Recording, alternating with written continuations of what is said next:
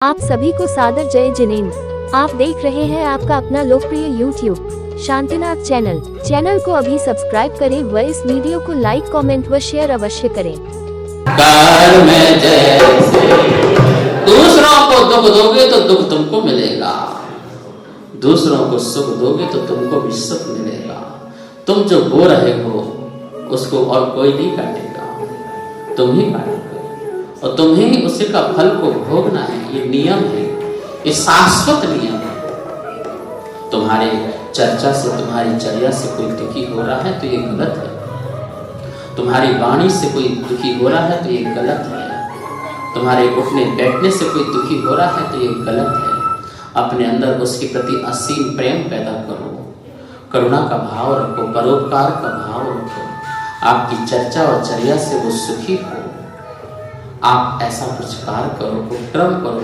स्वयं दुख के काल में रह लो लेकिन मेरे कारण कोई दुखी हो ऐसा मत करो। महावीर स्वामी कहते हैं मैं अपना जीवन ऐसा ना जीऊं कि मेरे जीवन जीने में किसी का जीवन ही समाप्त हो जाए।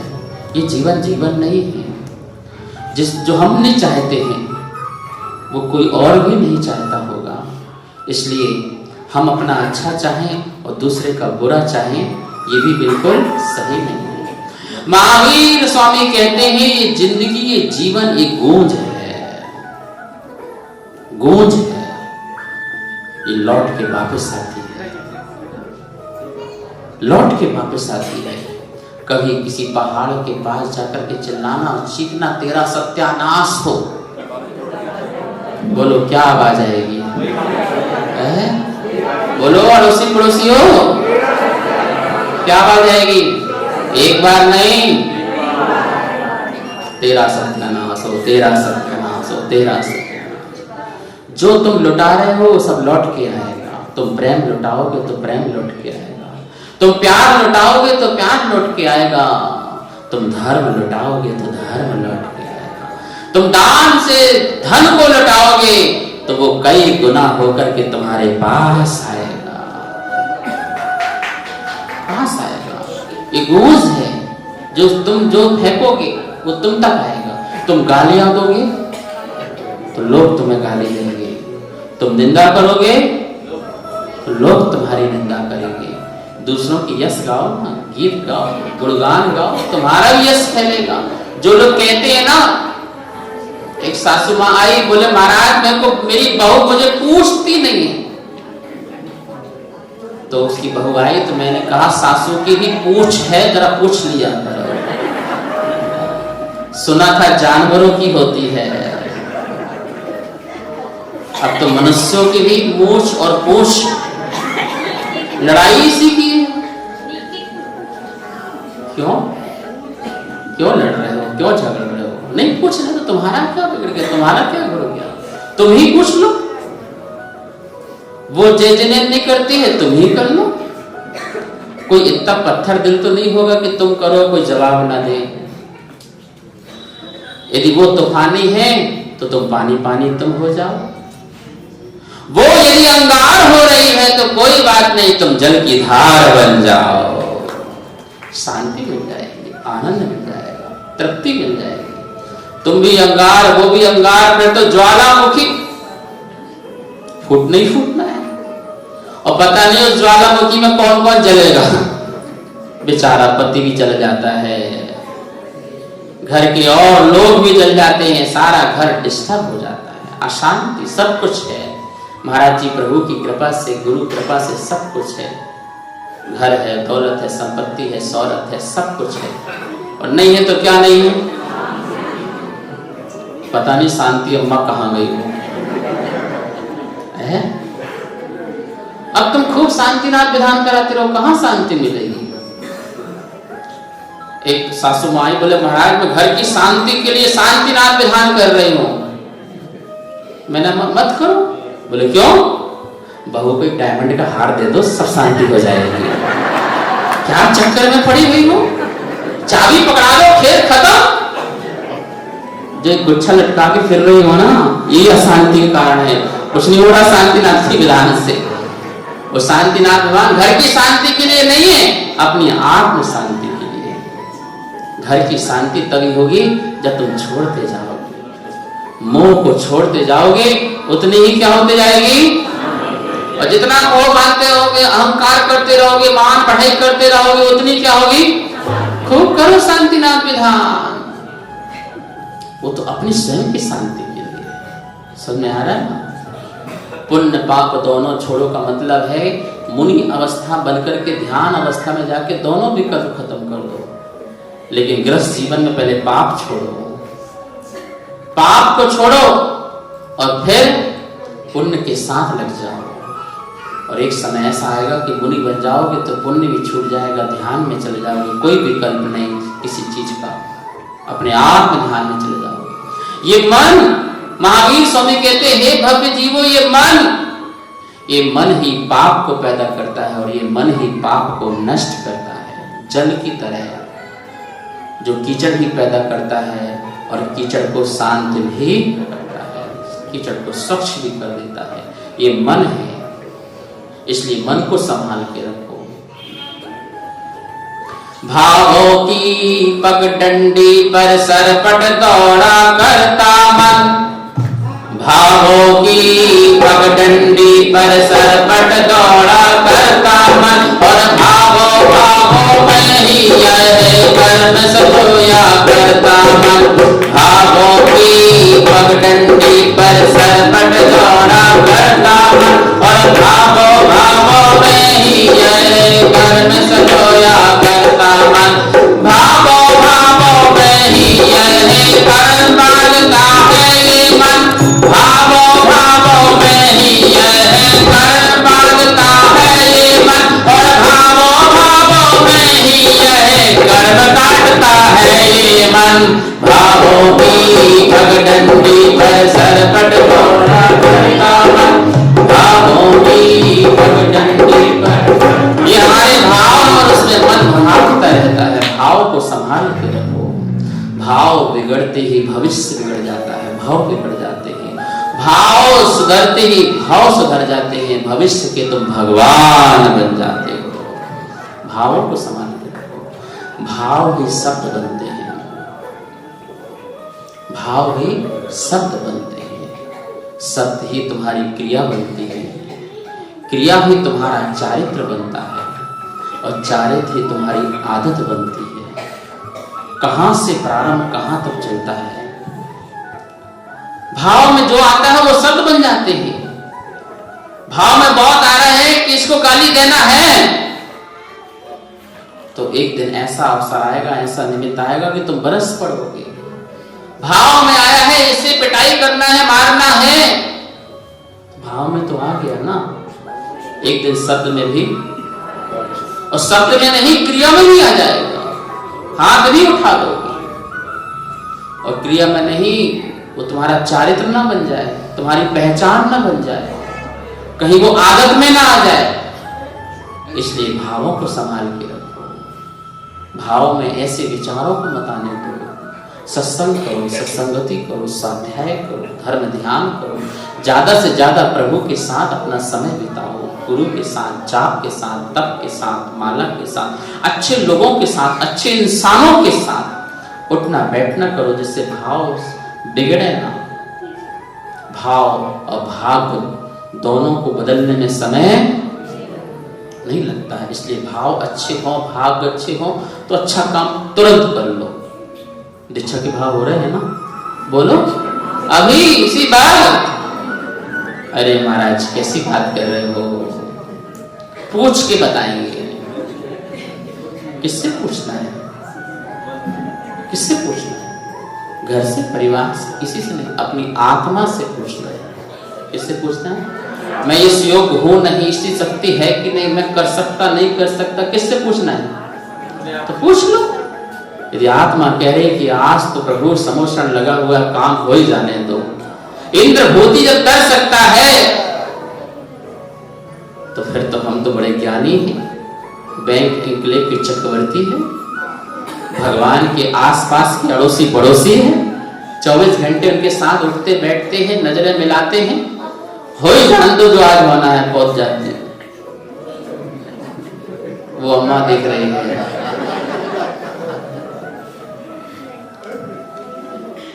आत्मा का स्वभाव का कितना सुंदर उदाहरण दिया यहाँ पर कि जल अग्नि के निमित्त से गर्म हो जाता है और अग्नि को हटाओ तो जल शीतल हो जाता है। शीतल का कभी अभाव नहीं होता है। शीतल तो शीतल रहता है, लेकिन निमित्त के कारण वो इस प्रकार से हमको लगता है। गर्म में भी शीतलतापना का अभाव नहीं हुआ है। गर्म होने पर भी उसमें शीतल का स्वभाव त्रिकालिक उसके अंदर है। यदि वो शीतलता का स्वभाव हट जाए तो 3 काल में भी शीतल ना हो पाए। गर्म होने के बाद उसका स्वभाव उसमें ठहरा हुआ है। उदाहरण दिया है, जैसे वो जानते हो कोयले की अंगीठी कितनों ने देखी है? खाना कितने ने बनाया है? आप नीचे में देखी है टीवी में है? हाउ मान लिया, हाउ जलती हुई अंगीठी में ऐसे करते करते कितना भी पानी डालो, सारा पानी पी जाएगी। सारा पानी पी जाएगी, ठीक है ना? और सारा पानी उड़ेल दो तो क्या हो जाएगा? पूरा पानी डाल दो तो अग्नि क्यों बुझ गई? जब पानी भी गर्म था, पानी भी गर्म था और अग्नि भी गर्म थी, तो 2 गर्म चीज मिलकर के और गर्म होना चाहिए था ना। तो गर्म उबलता हुआ पानी भी पूरे अंगीठी में डाला, कोयले के ऊपर जलते कोयले के ऊपर डाला, अंगारे में डाला, तो अग्नि क्या हो गई?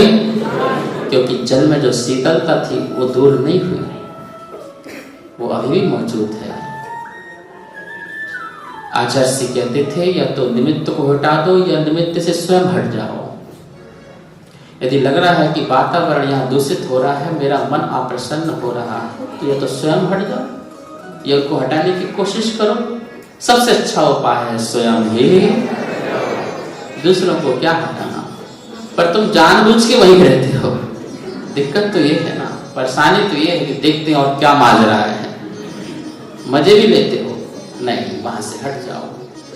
घर में बैठे बहुत दुखी हो रहे हो तो क्यों बैठे हो वहां पर? घर से बाहर निकल जाओ, प्रभु के मंदिर आ जाओ। यदि मंदिर बंद भी है तो कोई बात नहीं, जीना में बैठ जाओ, बाहर दरवाजे में बैठ जाओ। प्रभु के जो कपाट है उस कपाट में अपना सिर लगा करके बैठ जाओ, शांति से बैठ जाओ। प्रभु हम तो तुम्हारे द्वार आ गए, आपके पास आ गए, अब तारो ना तारो तुम जाओ, बैठो, शांति मिल जाएगी। क्षेत्र का परिवर्तन करो। जैसे तुम्हारा क्षेत्र का परिवर्तन हुआ, जहां तुम बहुत तनाव में थे, टेंशन में, डिप्रेशन में, दुखी, लड़ाई झगड़े, गाली गलौज सब हो रहा था, तुम छोड़ो उस स्थान को, थोड़ा सा अलग हो। और तुम तो सौभाग्यशाली हो, तुम भगवान के अड़ोसी पड़ोसी हो, आसपास ही रहते हो, आइस पाइस है, बिल्कुल आस पास हो। छोड़ो ना स्थान, आ जाओ। गाड़ी यदि हो तो गुरु के पास भाग जाओ, कुछ बोलने की जरूरत नहीं है, ऐसे आके बैठ जाओ, बस उनको देखते रहो। बस वो तुमसे बात करें नहीं करें, देखें नहीं देखें, ये झंझट छोड़ो। बस उनके सानिध्य में आके चुपचाप शांति से बैठ जाओ, बस उनको निहारते रहो, देखते रहो, आनंद लेते रहो। सारे दुख दूर हो जाएंगे। कुछ क्षण के बाद तुम्हें सुख का, शांति का वातावरण महसूस होगा, आनंद आएगा। और गुरु बोलेंगे बस बेटा जाओ। अब तुम जाओगे ना, वहां का सारा वातावरण बदला मिलेगा।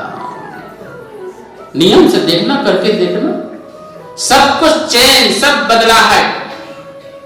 जिस क्षण में हमने अपने आप को बचा लिया, बस बचा लिया, और उसके बहाव में बह गए तो बह गए। फिर तो लड़ाई है, झगड़ा है, कोर्ट है, कचहरी है, दुनियादारी, बस क्या है, परेशानी, अशांति, सब चलता रहेगा। ऐसे नहीं, महावीर स्वामी कहते सम्यक दृष्टि हर क्षण में सुखी होता है। ओंकारमयी वह जिन वाणी, ओ जीव मात्र की कल्याणी।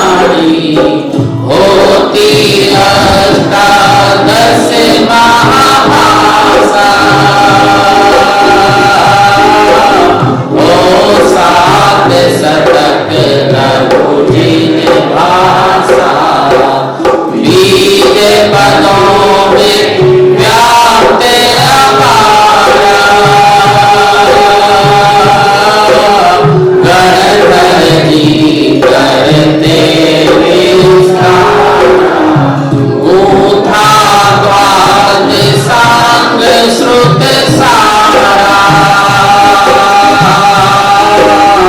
श्रुत सागर कोई करे न पारा, पुण्य प्रबल जिन अपरम पारा, होता प्रभु का वही विहारा, राजगृही एक नगरी प्यारी,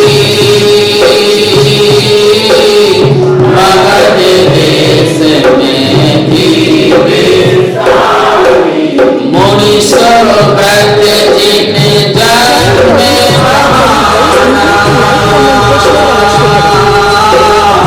राजगृही नगरी में जाना, सैनिक भूप यही का राजा, संग महिषी सुर तरु साजा, न्याय नीति से राज्य कराते, वीर दिव्य ध्वनि यही खिलाते, 60,000 प्रश्न थे पूछे, आज भी सबको शिव मत सूझे, वीर महावीर बोलो जय महावीर, बोलो जय महावीर। भगवान महावीर की ओंकार में वाणी होती है, जहाँ पर ओंठ भी स्पंदन नहीं करते, जीभ भी स्पंदन नहीं करती है, बिना ओंठ हिलाए जिह्वा हिलाए पूरे सर्वांग शरीर से ओंकार में वाणी खिलती है। 18 महाभाषा, 700 लघु भाषा, महापुण्य का जो उदय होता है तो प्रभु का विहार होता है, उस नगरी में नगर में प्रभु का समोषण का विचरण होता है। गणधर अंतर मुहूर्त में द्वासांग की रचना कर देते हैं, गूंथ देते हैं। भव्य जीवों को जब प्रभु की वाणी नहीं खिलती है तो उस समय गौतम गणधर जो है लोगों की शंकाओं का समाधान करते हैं। मगध देश का राजा श्रेणी जिसे बिंबिसार भी कहा गया है, वह महावीर स्वामी का भक्त होना और 60,000 आत्मा के प्रश्न पूछे, आत्म कल्याण के प्रश्न पूछे। कितने प्रश्न? 60,000। जब समोषण प्रभु का दोबारा वहां पर आया तो खबर मिली किसको? राजा। एक दिवस शुभ सूचना लाया, वन रक्षक दरबार में आया, सट ऋतु के फल फूल अपारा, करे समर्पित नृत्य सुखकारा,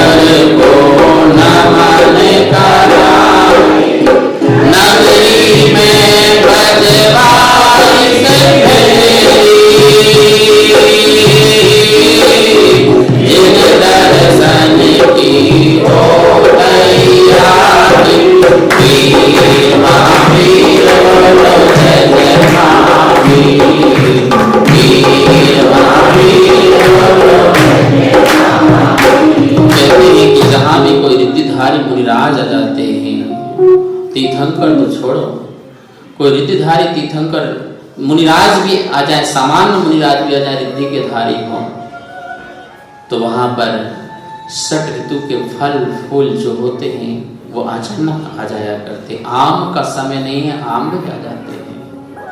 ऐसे कितनी वस्तुएं जो हैं अपने आप, गायें जो हैं अपने आप दुग्ध देने लग जाती हैं, दुग्ध की धारा निकलने लग जाती है, वातावरण शुद्ध हो जाता है, जलवायु शुद्ध हो जाती है, प्रगति का वातावरण को चेंज हो जाता है।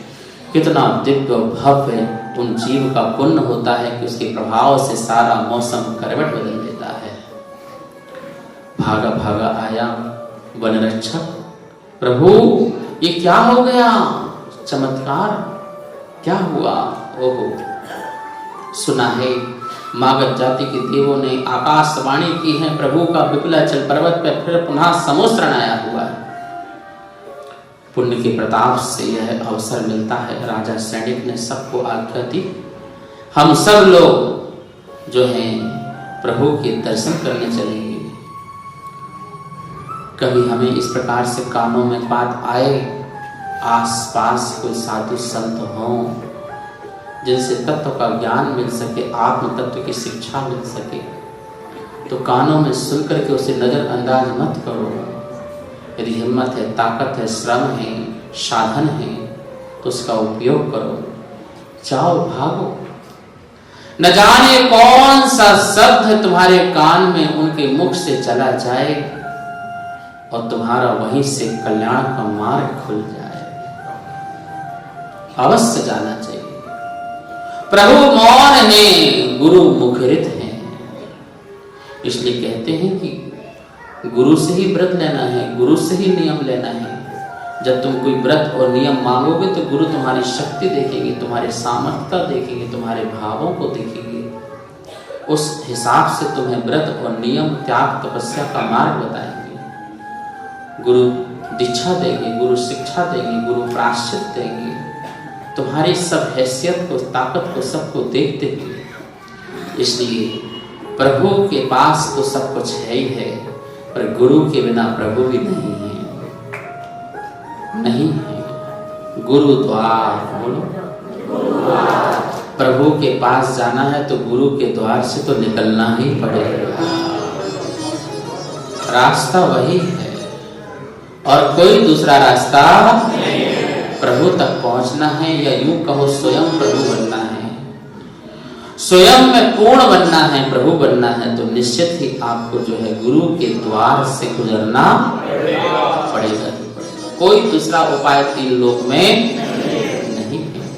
राजा सैनिक भी परम गुरु से मिलने के भाव रखते हैं, सबको कहते हैं चलना। क्या कहते हैं, क्या करते हैं? समव शरण श्रेणिक पथराए, प्रजा जनों को साथ मिलाए, की अष्टांग वंदना स्वामी, नर प्रकोष्ठ तिष्ठे अभिरामी, दिव्य ध्वनि कीर्ति मनहारी, श्रेष्ठ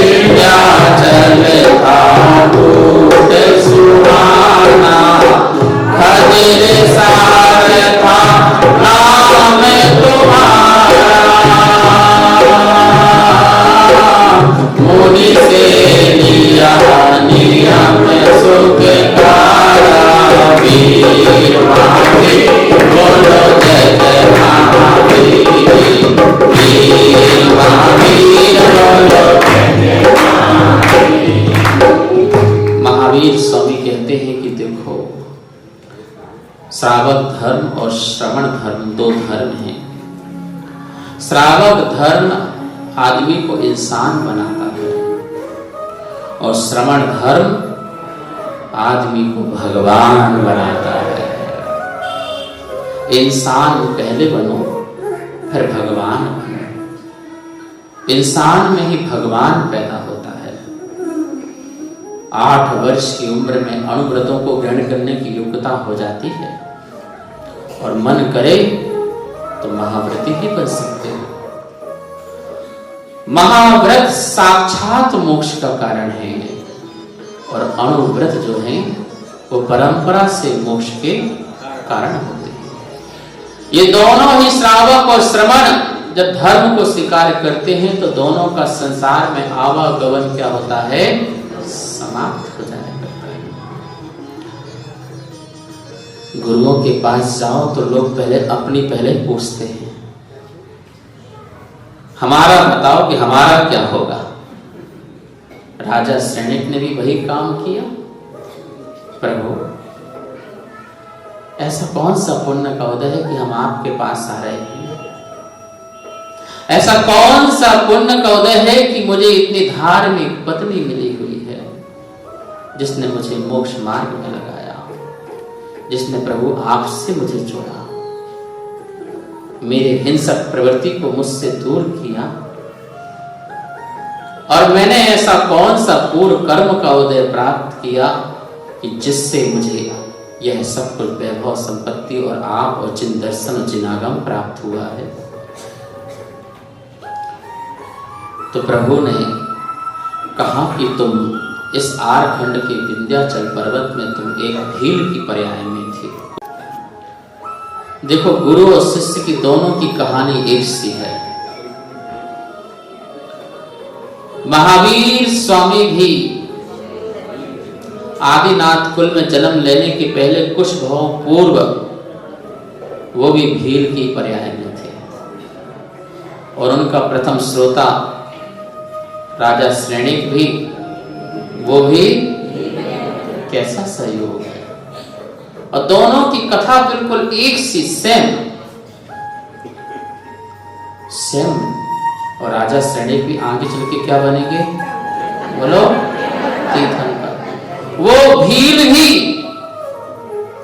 तीर्थंकर बना महावीर के रूप में, और राजा श्रेणिक भी वो भील की पर्याय से उसका भी जीवन बदला, वो भी तीर्थंकर बनेगा। भील से भगवान की यात्रा। राजा श्रेणिक, तुम भील की पर्याय में तुम्हारा नाम था खदिर साहब। तुमने मुनि से नियम लिया था।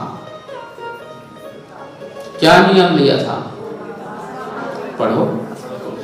काग मास का त्याग कराया, सच्चे मन से नियम निभाया, अंत समय हुआ रोग निदाना, काग मास की औषधि माना, तुमने मृत्यु ही स्वीकार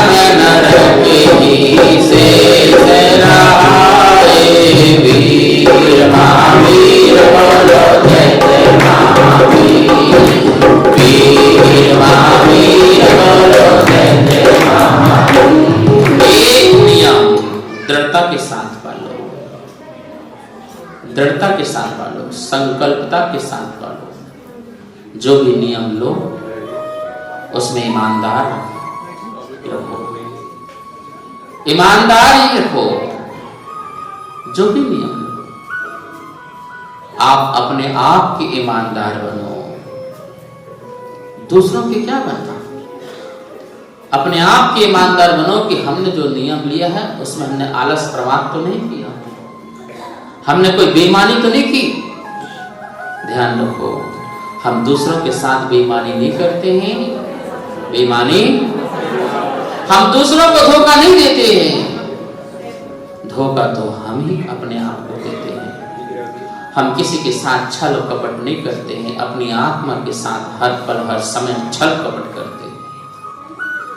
दूसरों को गिरा करके खुश मत होना, तुम स्वयं गिर रहे हो। दूसरों को झुका करके बड़े प्रसन्न मत होना, तुम स्वयं झुक रहे हो। गड्ढा खोदते हो दूसरों को तो नीचे कौन जाता है? जो गड्ढा खोदता है वही तो नीचे जाता जाता है।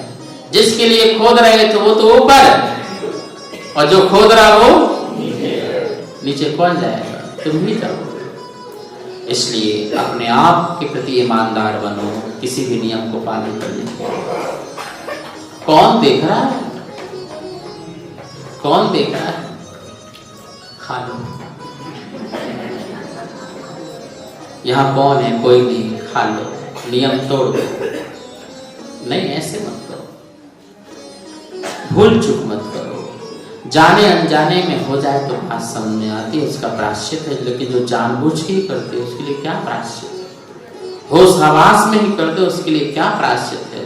कोई दंड थोड़ी है। भूल चूक हो जाए तो प्रायश्चित, प्रतिक्रमण है, आलोचना है, सब कुछ। पर आप लोग सोचते कोई कौन देख रहा है? कोई ना देखे, तुम तो देख रहे हो अपने आप को। तुम्हें तो पता है कि मैंने गलत किया है, ये नहीं होना चाहिए था। छुप के पाप करते हो तो महान जो पुण्य होता है वो क्षय को प्राप्त हो जाता है, पता है आपको? यदि तुम छुप के पाप कर रहे हो और किसी को पता नहीं चल रहा है तो तुम्हारे बहुत सारे पुण्य की उदीर्णा हो रही है।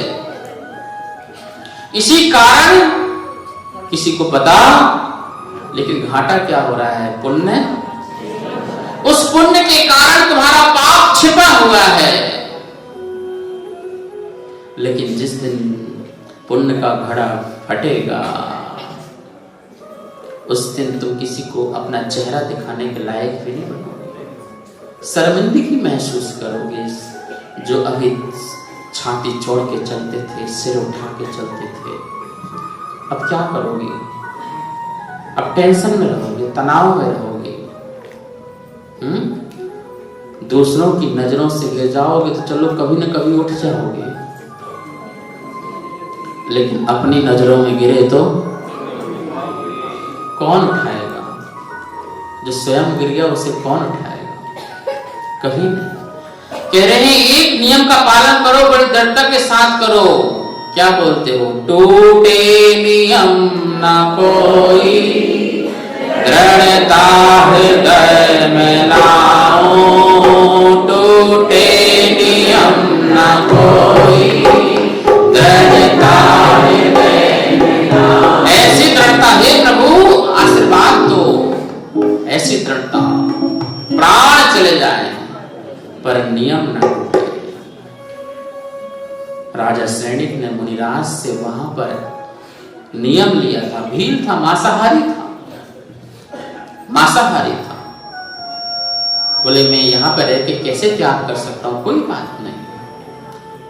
मुनिराज उपदेश भी वैसे ही देते हैं, पात्र को देख करके, जबरदस्ती नियम नहीं देते हैं, उसकी योग्यता को देखते ही नियम देते हैं। मुझे भी पता है तुम ऐसी परिस्थिति में रहते हो कि जहां तुम्हारे इसके बिना जीवन नहीं चल सकता है, लेकिन तुम सबको थोड़ी मार के खाते हो। जिसको मार के नहीं खाते हो उसको नियम ले लो। नहीं, ऐसे कैसे हो सकता है?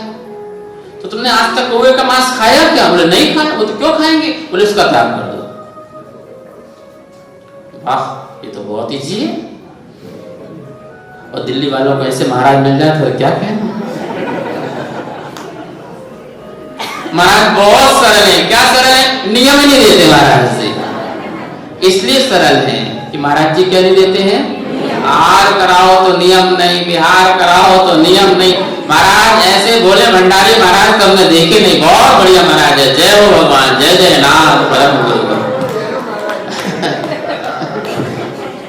ऐसे महाराज मिल जाए तो क्या कहना, जो क्या नहीं देते हैं।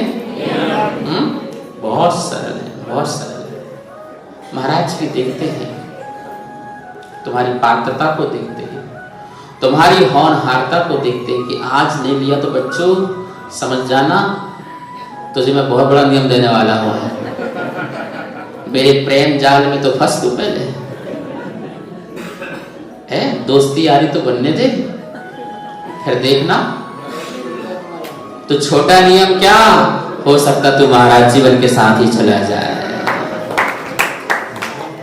ऐसे होता है, वो सब जानते हैं किसको कैसे क्या उपदेश देके कैसे निकालना होता है। तो काक का मांस छोड़ दे, ठीक है, ये तो बिल्कुल हो जाएगा। अभी इसी वक्त नियम लेता हूं। देखो, हर नियम की परीक्षा होती है। रसगुल्ले का त्याग किया तो पार्टी में आज रसगुल्ले ही मिलेंगे सामने सामने, करके देख लेना। फोन भी आएगा, भाई साहब रसगुल्ले खाओगे क्या? बोले भले प्राणी, आज ही पूछना था क्या, कल परसों पूछ लेता, आज ही पूछेगा वो, आज ही सबको सामने वो साधन आएगी, समझे? त्याग करोगे तो परीक्षा तो बीमार हो गया वो, बैतराज देखने आए, ओहो ये ऐसी बीमारी तो आज तक होती नहीं है, और इस बीमारी का सिर्फ एक ही उपाय है। क्या उपाय है? कौवे का मांस खिलाएंगे तो ये बीमारी दूर होगी, अन्यथा नहीं। मुनिराज से नियम लिया है, मेरे प्राण चले जाए कोई बात नहीं, पर मैं नियम को, छोटा सा नियम लो, पल भर का नियम लो, पर दृढ़ता के साथ। नेमी राजू के 10 भाव तुम्हें पता है कैसे बने? जो उनके नियम वो मेरे नियम, जो पति के नियम, ऐसे नियम दृढ़ता के साथ उसने पालन किया। वो भी पिछली पर्याय में ऐसे थे, जुलाहा जो धागा बनाते, वो भी जंगल में रहते थे, जुलाहा। मुनिराज उनको भी मिल गए। ध्यान रखना, जब भी कल्याण होगा मुनिराज टकराएंगे तो कल्याण होगा, बिना उसके। जो मुनियों से भागते हैं, साधु से भागते हैं, वो यथार्थ में मोक्ष से भाग रहे हैं, मोक्ष से भाग रहे हैं। घृणा कभी भी मुनि से मत करना, यदि घृणा किए तो मुनि छूट जाएंगे, मुनि छूटा तो मोक्ष भी तुमसे छूट जाएगा। उनसे तो प्रेम करना, उनके पास जाना, पूछो, धर्म ध्यान आत्म कल्याण लगन लगाओ। मुनि मिले, भाई तू मांसाहार छोड़ दे। बोले कैसे? मैं नहीं छोड़ सकता। क्या दिन भर खाता है? बोले कभी भी खा सकता हूं। तो क्या काम करता है? धागे बनाने का काम करता हूं। मेरी पत्नी इसमें मेरा साथ देती है, जो मैं काम वो काम करती है। अच्छा, तो एक काम कर, तो यहां से वहां तक धागा बनाने जाता है तो बीच में छोड़ दे, तो यहां खा लेना, तो वहां खा लेना, लेकिन बीच में तो धागा बनाएगा ना, क्या करेगा? खींचतानी करेगा। तो इस बीच के स्थान का तो तू नियम ले ले, छोटा सा। दिमाग में बैठ गई, ये तो बहुत अच्छा नियम है। ठीक है, डन, लॉक किया जाए। आशीर्वाद दो, मैं आज से नियम का पालन करूंगा कि बीच के स्थान पे मैं नहीं खाऊंगा। अब वो क्या करता? एक प्लेट यहां रखता, एक प्लेट वहां रखता, यहां खाया और चला गया। फिर वहां ऐसा जीवन चल रहा था। एक दिन चील जा रहा था, किसी सर्प को पकड़े हुए, उसका जहर की बूंद उस प्लेट में गिर गई। क्या हुआ? नियम पत्नी का भी था भाई, और उसने उसको खाया, और आधे रास्ते में उसका त्याग, क्या था? त्याग था। और वो आधे रास्ते में गिर गया। पत्नी दौड़ी दौड़ी आई, उसकी मृत्यु हो गई। तो उसने क्या हुआ, बोले इसने ये खाया था, तो उसने भी खा लिया और उसकी भी क्या हो गई, उसके त्याग से उसने वहीं तक गई, त्याग करके गई और उसका भी क्या हो गया, दोनों स्वर्ग गए उस त्याग से और 10वें भवभाग नेमी और राजुल बने।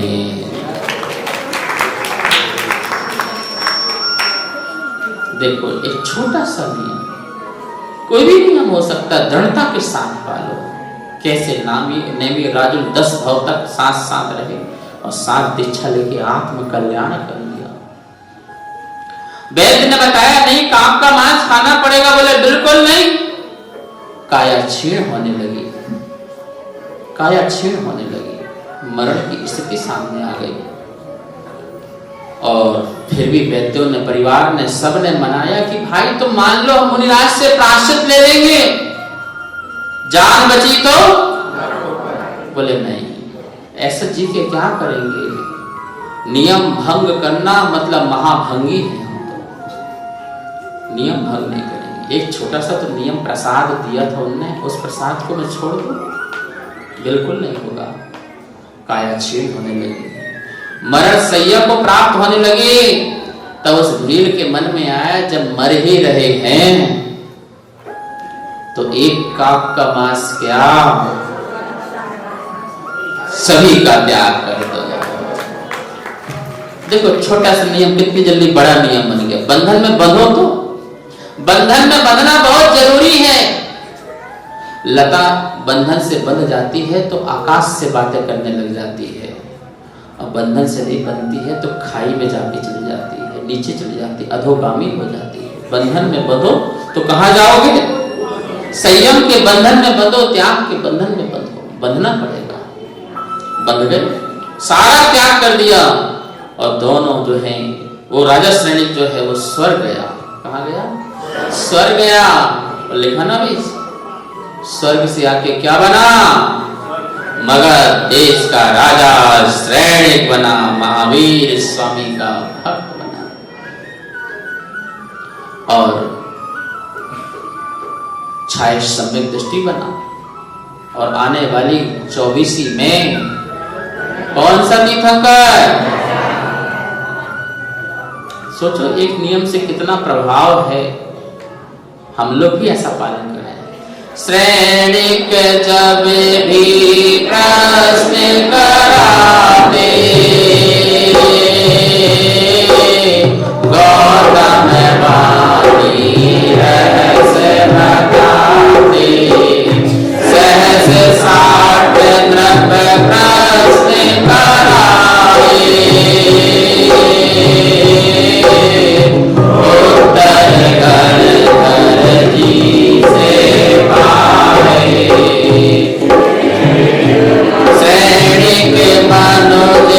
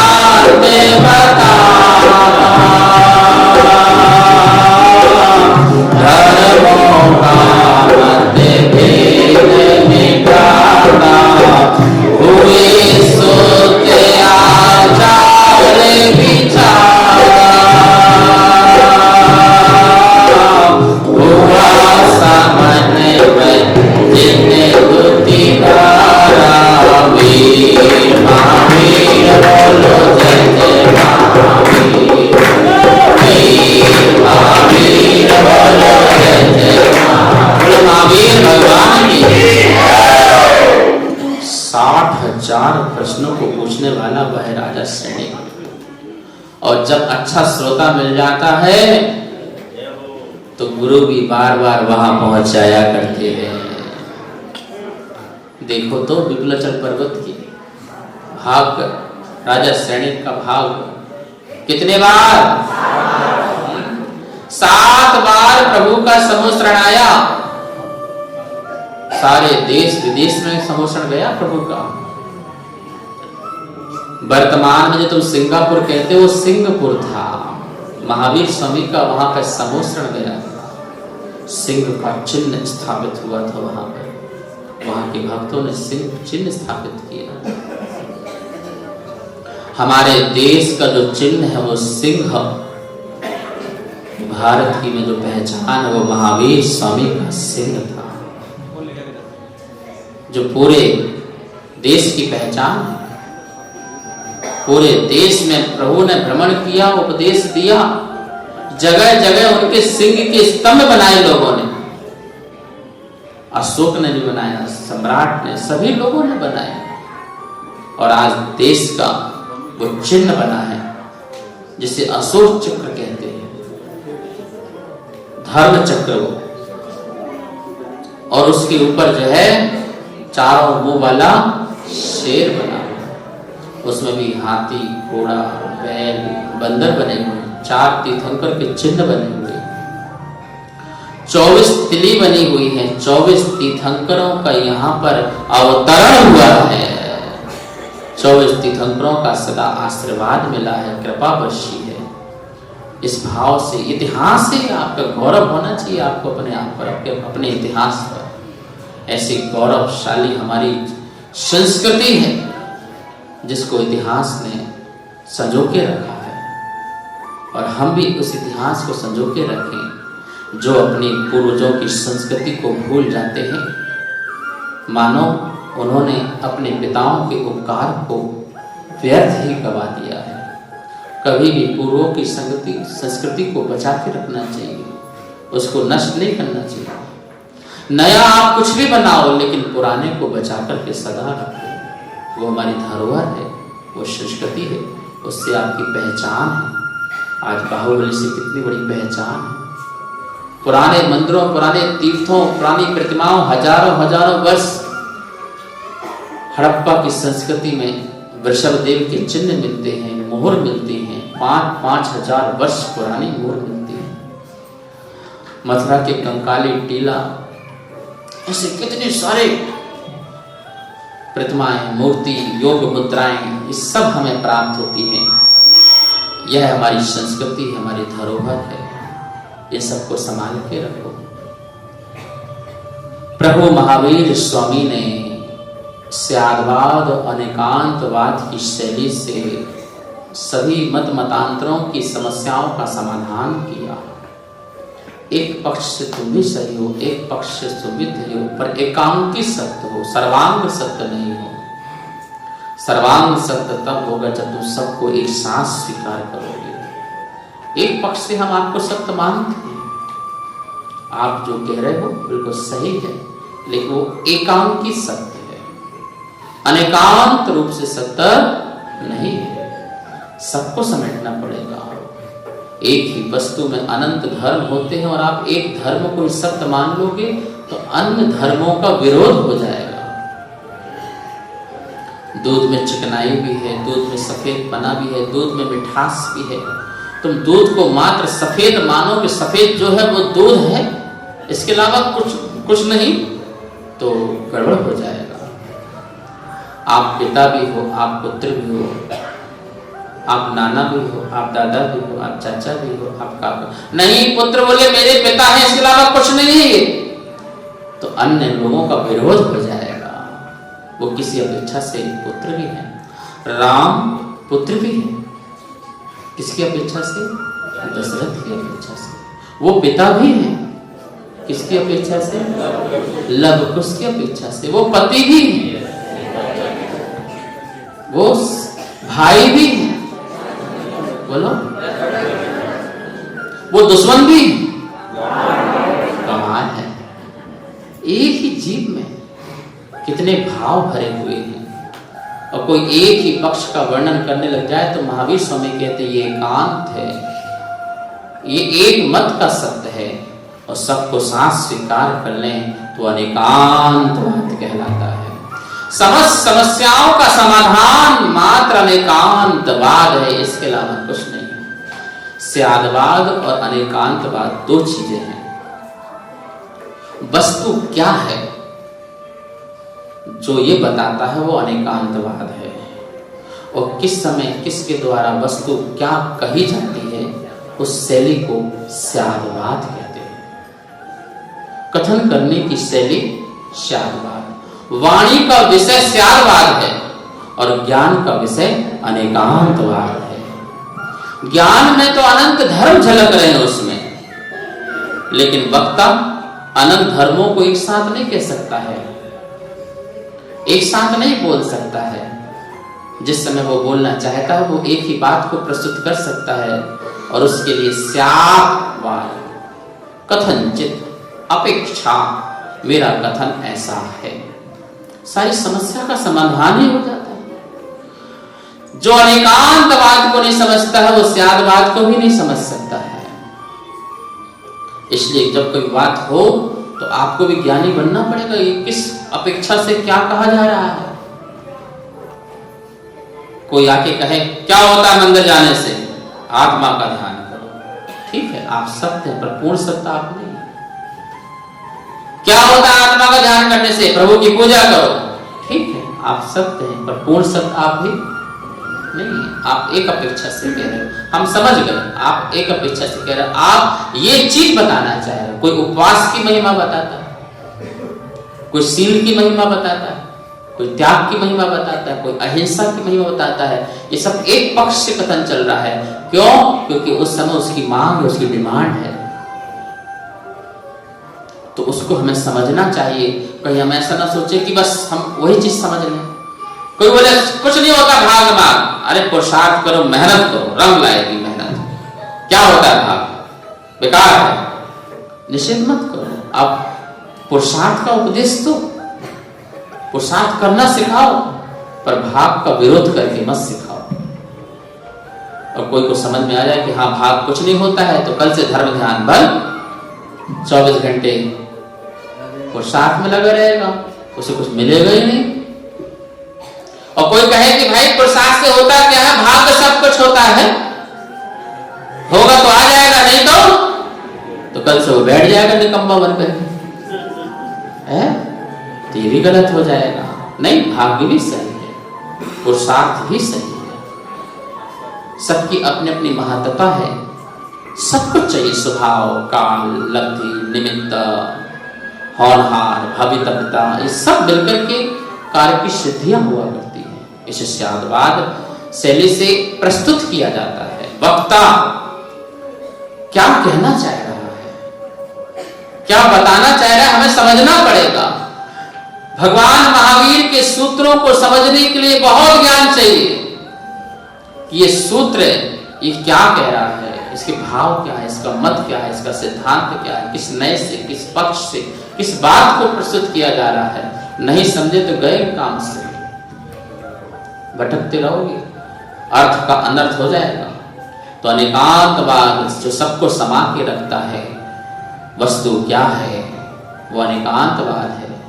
और वस्तु क्या क्या कही जाती है उसे सभी बच्चे लोग आए हैं, उदाहरण से समझो।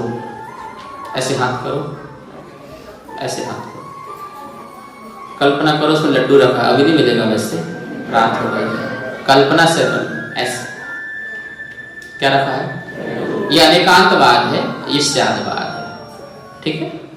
ये क्या है और ये स्यादवाद। मेरे दोनों हाथों को समझ लो, ये क्या है अनेकांतवाद, ये क्या है स्यादवाद। और इस अनेकांतवाद के पास एक लड्डू है, क्या है। अब लड्डू समझना है, संपूर्ण लड्डू मतलब अनेकांतवाद। लड्डू मतलब लड्डू, अब उसमें कोई मीठा हो तो भी लड्डू, उसमें काजू किशमिश बादाम छुआरे हो तो भी लड्डू। संपूर्ण जो है वो लड्डू है। क्या है ये? मुंह में पानी तो नहीं आ रहा, प्राप्ति हो गई, ये ध्यान रखना। जो अखंडता का ज्ञान कराए, अभेद का ज्ञान कराए, संपूर्णता का ज्ञान कराए, प्रमाण का ज्ञान कराए, उसे क्या कहते हैं? लड्डू नहीं, हे भगवान, तो लड्डू याद प्रभु, मजा तो लड्डू में है, ये हाथ में क्या है? लड्डू क्या है? अनेकांतवाद। मेरे शब्दों में मत जाओ, भटकते रहोगे। लड्डू बोलो। अच्छा, अनेकांतवाद अब समझ में आ गई। चलो ठीक है, अभी बोलते हैं लड्डू। ठीक है, इसमें क्या रखा है? अरे लड्डू रखा है, ये लड्डू है।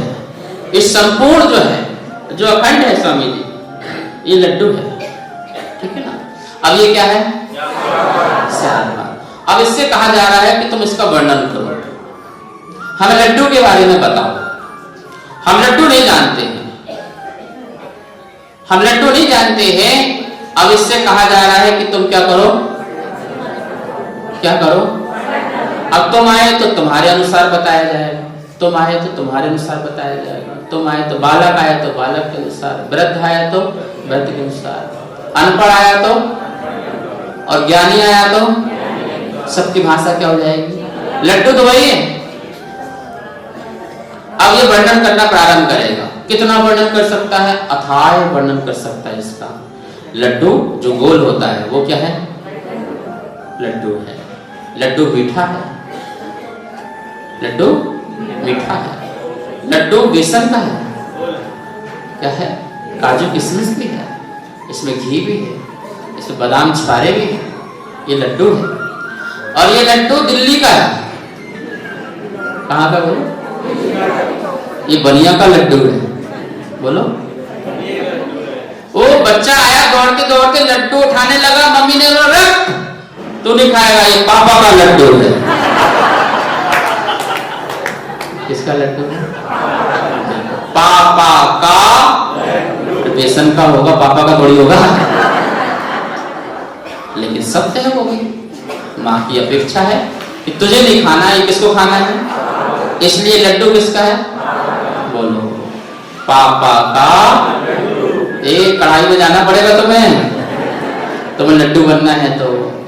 लेकिन शब्द में मत जाओ, उसकी अर्थ में जाओ। वो क्या कहना चाह रही है माँ? बच्चे से ये कहना चाह रही है कि तुम्हें ये नहीं खाना है, तुम्हारा अलग है। ये वाला किसका लड्डू है? जो जैसे आते जा रहा है उसको वैसे समझाते जाना। श्यामवाद समझाने की शैली है, अनेकांत समझने की शैली है। लड्डू है, लड्डू गोपाल है, लड्डू गोपाल भी तुम्हारे पास है? समझ में आया ना? लड्डू सिंह अनेकांतवाद। अनेकांतवाद प्रमाण है, वो तो कुछ कह ही नहीं रहा, वो तो समझ रहा है कि संपूर्णता का नाम, संपूर्णता का नाम सारे धर्म है। पापा का लड्डू भी है, बनिया का भी है, जैन का भी है, घी का भी है, बेसन का भी, सबका है। संपूर्णता का नाम क्या है? लेकिन कब, कहां, कैसे, किस प्रकार, किसके सामने क्या बोला जाता है, इसका नाम बोलो। समस्या का समाधान। क्यों लड़ते हो, झगड़ते हो? अपेक्षा लगा लो। वो चिल्ला रहा है तो कोई बात होगी ना, वो कह रहा है तो कुछ बात होगी, सुन लो। उसकी कोई पॉइंट ऑफ व्यू होगा, कोई एंगल होगा, किसी एंगल से कुछ बात होगी तो कह रहा है, सुनो, सुनता है। माँ ने बेटी को डांटा, माँ ने बेटी को डांटा। अब बेटी क्या करे? उसको श्यामवाद, अनेकांतवाद सब समझना आना चाहिए था। वो ये भी सोच सकती है कि हो सकता है कि माँ सही हो, मैं गलत हूं। एक पॉइंट ये भी आ सकता था। क्या आ सकता था? माँ एक कारण से, एक अपेक्षा से माँ सही होगी और मैं, जब माँ सही है मैं गलत हूं तो गुस्सा किस बात का? चलो ये भी हो सकता है मैं सही और माँ गलत है, और जब मैं सही और माँ गलत है तो गुस्सा किस बात का? और ये भी हो सकता है कि माँ भी सही और मैं भी सही हूं, वो अपने स्थान पे सही होगी और मैं। जब दोनों ही सही है, बोलो पीछे वालों, गुस्सा। और ये भी हो सकता है माँ भी गलत और मैं भी गलत। जब दोनों ही गलत है तो गुस्सा, खुश रहो मस्त रहो महावीर के राज में। इससे याद बात है, अनेकांत में सब में समाया हुआ है, सब कुछ समाया हुआ है। भगवान कहते हैं कि पूरे 3 लोक में स्यादवाद की मुद्रा लगी हुई है। क्या लगी हुई है? स्यादवाद की मुद्रा। बिना मुद्रा के किसी की पहचान नहीं होती है। ये कागज है और मुद्रा लगती है तो क्या बन जाता है? हर चीज में मुद्रा होती है। बिना मुद्रा, जिन मुद्रा है, तुम्हारी भी मुद्रा है, श्रावक की मुद्रा है, श्रवण की मुद्रा है, हर किसी की मुद्रा है। बिना मुद्रा की कोई पहचान। और पूरे 3 लोग के एक एक द्रव्य में महावीर की स्यादवाद की मुद्रा लगी हुई है। स्यादवाद की मुद्रा लगी हुई है। दृष्टि से देखो, ऐसे ये वस्तु है, ये 4 आंखें हैं। अब 4 आंखें वाले हर कोई एक से थोड़ी दिखेगा। वस्तु तो एक ही, वस्तु तो एक ही है और देखने वाले कितने हैं? 4। सबके एंगल अलग। कोई कुछ देख रहा है, कोई कुछ समझ रहा है। ये प्रज्ञ सागर है, बोल।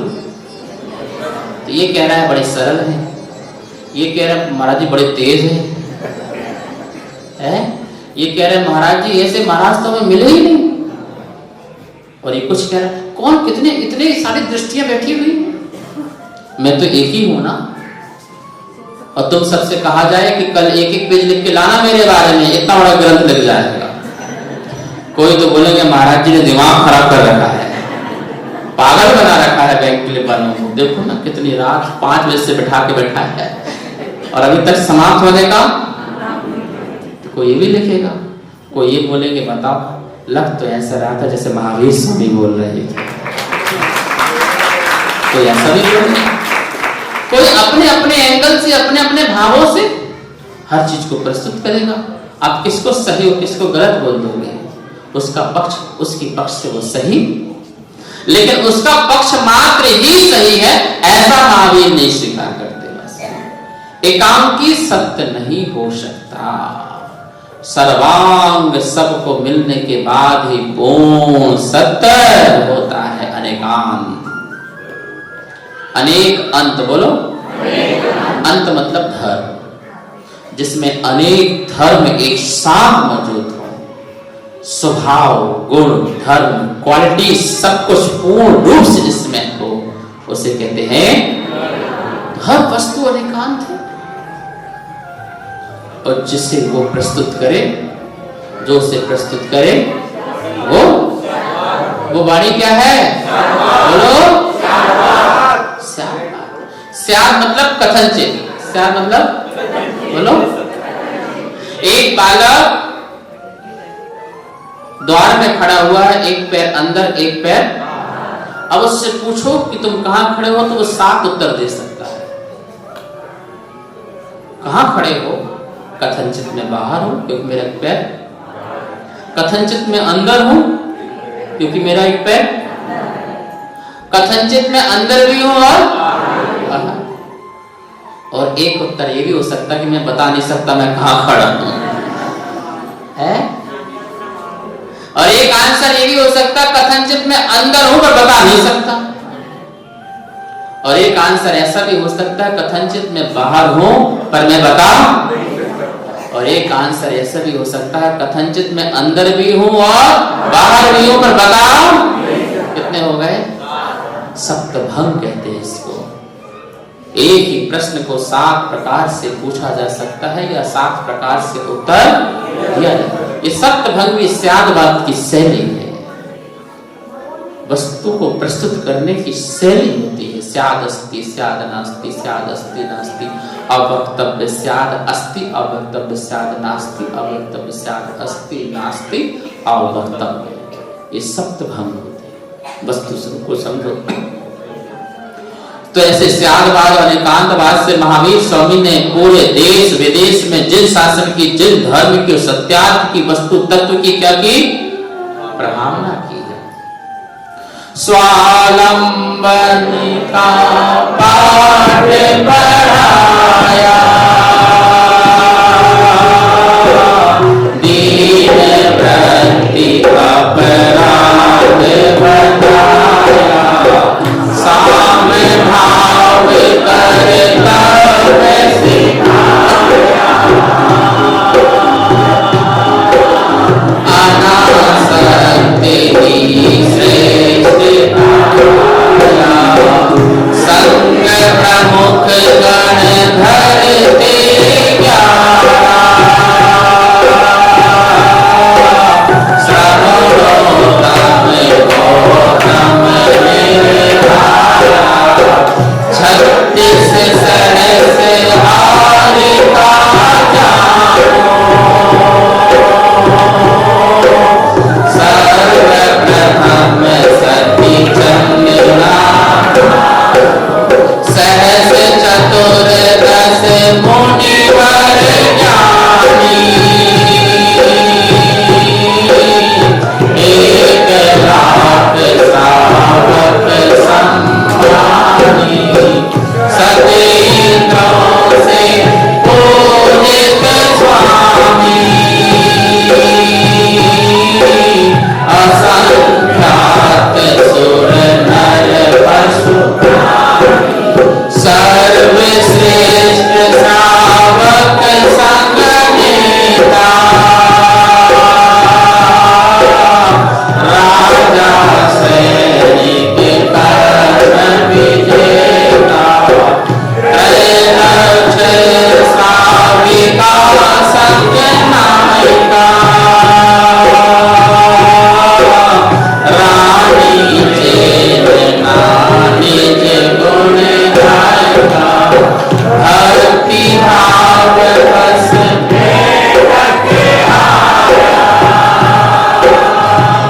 कमल पंखुड़ी मुख में लाया, सैनिक गज की पग तल आया,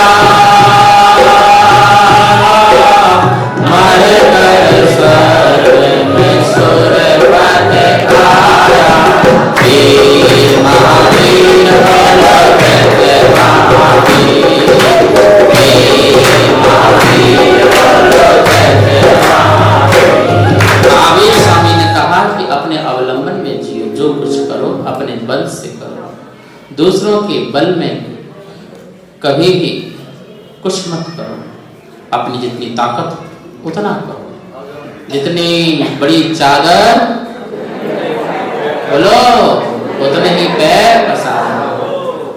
ये महावीर स्वामी कहते हैं स्वावलंबन का दीन वृत्ति अपराध है। समुद्रण का वैभव बताया, कितनी आरिकाएं, कितने वहां पर श्रावक और श्राविकाएं, सत्य इंद्र सभी वहां पर प्रभु की दिव्य देशना को सुनने के लिए तैयार और सभी आनंद ले रहे थे। राजा सैनिक अपने महल से प्रभु की वंदना करने को निकलते हैं। उसी नगरी में एक मेंढक बावड़ी में रहा करता था। जब मागध जाति के देवों ने आकाशवाणी से गुंजायमान किया कि वीर प्रभु का विपुलाचल पर्वत पर समूह शरण आया हुआ है, वो भी पंचन नहीं था। उसके कान में जब बात जाती है तो उसे जाति स्मरण होता है, अहो महावीर का समोसा। ये वही मेंढक है जिसने पूर्व भव में प्यास की आकुलता के कारण मरण किया था, पर नियम नहीं तोड़ा था, सामायिक का नियम नहीं तोड़ा था। अर्हतदास्य अपनी संपूर्ण सामायिक उसको विधिपूर्वक की थी। संकल्प लिया था, कोई बात नहीं, आते जाएंगे बैठते जाएंगे, अब क्या करें, जगह छोटी पड़ गई तो थोड़ा सा आगे आ जाओ आप लोग, कृपा कर दो उनके लिए, दया कर दो। वह जो महावीर भगवान की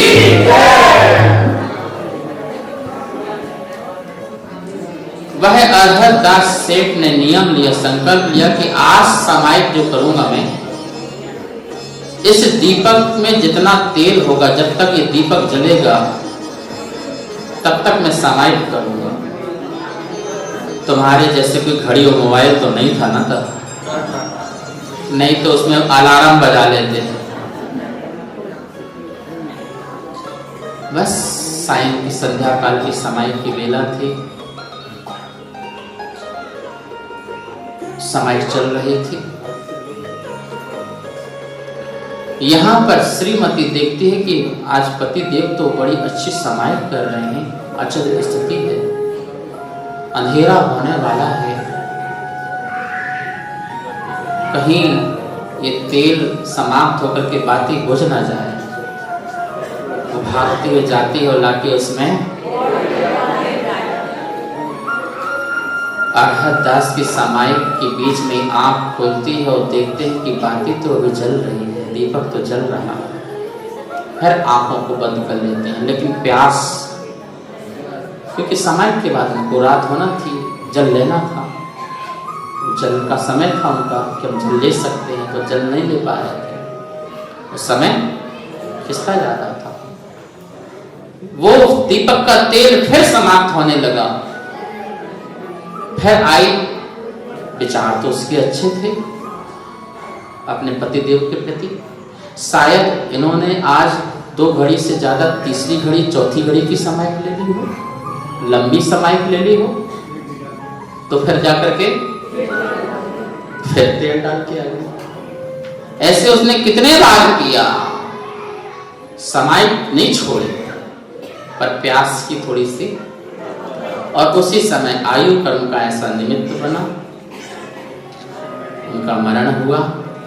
प्यास की आकुलता के कारण मरण हुआ था, इसलिए गति जो है बंधी त्रियंश गति में, अपने ही घर की बावड़ी में मेंढक बन गए। ध्यान रखो, तुम्हारा मन जिस पर टिक रहा है और मरण हुआ ना, तो तुम भी आयु ऐसी बांधोगे कि वहीं पर जाओगे। किसी को चेहरे को देख करके प्रसन्न हो रहे हो, बड़ा सुंदर चेहरा, बड़ा सुंदर चेहरा, हो बड़े मोहित हो रहे हो चेहरे को देख करके, और आयु कर्म बदा तो उसी के चेहरे में जाके कीड़े बन जाओगे, उसकी सुंदरता बढ़ाओगे। हाँ, कोई खाने में खुश हो रहा है, कोई पहनने में खुश हो रहा है, कोई ओढ़ने में खुश हो रहा है, इसलिए भोगों में आसक्त मत हो, इनका तो उपयोग करो, उपयोग करो मात्र साधना के लिए, सामायिक के लिए, अतिक्रमण के लिए। इनके लिए आकुल व्याकुल मत हो, न जाने कब कौन समय कौन सी आयु कर्म का तीर्थंकर के दर्शन करने चल दिया, आ गया पुण्य का उदय। जो पुण्य कमाया था वो पुण्य लोगों को दर्शन नहीं मिल रहा है, एक त्रियंश के भाव बन गए। मैं आपसे प्रश्न करना चाहता हूं, उस बावड़ी में क्या एक ही मेंढक था? बोलो, होंगे तो बहुत, पर गया क्यों? क्योंकि कुछ भी खराब जाता, पूर्व भाव का जो पुण्य था वो खराब नहीं गया, उस त्रियंश पर्याय में भी उदय में आ गया, और एक त्रियंश भी तीर्थंकर की ओर जाने लगा। खुदक खुदक करके प्रभु के पास जाऊं तो खाली हाथ कैसे जाऊं? खाली हाथ कैसे जाऊं? तुम तो वैसे खाली हाथ नहीं आते, तुम्हारे हाथ में तो डब्बा होता हो। नया है जमाना और नई स्टाइल है, आज हर किसी के हाथ में। वो बुढ़िया अम्मा भी लगी हुई है। महाराज तुम तो बोलो, हमारा व्हाट्सएप आ रहा है। चैनल को अभी सब्सक्राइब करें व इस वीडियो को लाइक कमेंट व शेयर अवश्य करें।